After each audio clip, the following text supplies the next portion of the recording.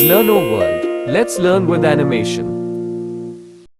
नमस्कार बच्चों। तो आज जो हम पाठ पढ़ने वाले हैं उसका शीर्षक है कविता के बहाने। इस पाठ के लेखक हैं कुंवर नारायण।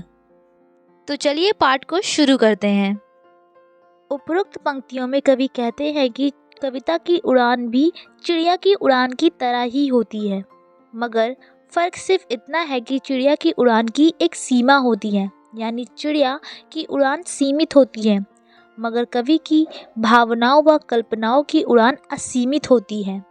कवि अपनी कल्पनाओं के सहारे देश और काल की सीमाओं के परे भी उड़ सकता है। चिड़िया घर के आंगन, छत, पेड़ की डालियों और आसमान में थोड़ी दूर तक उड़ सकती है, लेकिन कविता कल्पनाओं के पंख लगाकर ना जाने कहां कहां तक जा सकती है, क्योंकि कविता की उड़ान व्यापक है, जो कि दूर दूर तक फैली होती है।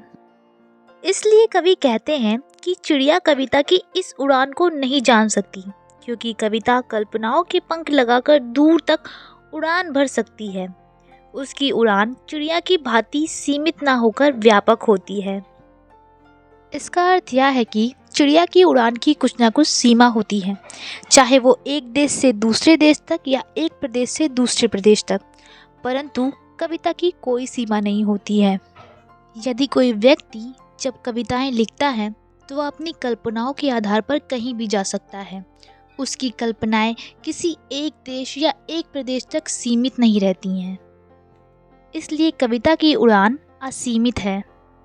उपरोक्त पंक्तियों में कवि कहते हैं कि कविता भी ठीक उसी प्रकार खिलती है और महकती है जिस प्रकार एक फूल खिलता और महकता है और चारों ओर अपनी सुगंध बिखेरता है, लेकिन फूलों का खिलना और महकना भी सिर्फ निश्चित समय के लिए ही होता है, क्योंकि कुछ समय बाद वो मुरझा जाते हैं।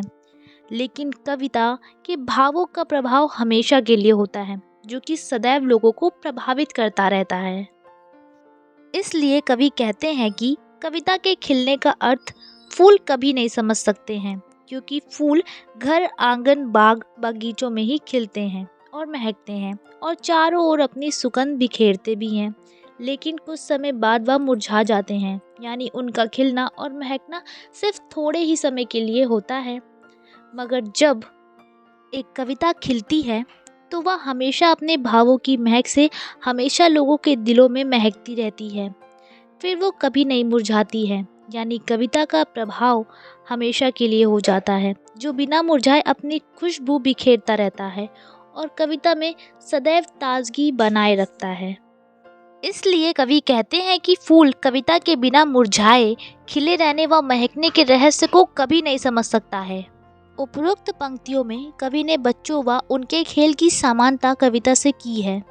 वे कहते हैं जिस प्रकार खिलौनों से खेलते वक्त बच्चों की कल्पनाएं व सपने असीमित होते हैं, ठीक उसी प्रकार कवि की कल्पनाओं की भी कोई सीमा नहीं होती है। कवि शब्दों के खिलौनों से खेलकर अपनी कल्पनाओं के सहारे उड़ान भरता है और सारे बंधनों को तोड़ देता है। कवि आगे कहते हैं जिस प्रकार बच्चे खेलते समय अपने पराये का भेद भूलकर किसी भी घर में चले जाते हैं, यानी उस वक्त उनके मन में मेरा तेरा, अपना पराया का कोई भी भेद नहीं रहता है। वे सभी घरों में एक समान भाव से प्रेम पूर्वक चले जाते हैं। इसी तरह वो सबको एक कर देते हैं। ठीक उसी प्रकार कविता भी किसी प्रकार की सीमाओं को नहीं जानती है। वह भी सभी को अपने भावों से समान रूप से प्रभावित करती है। यहाँ कविता भी सभी को एक करने का कार्य कर रही है।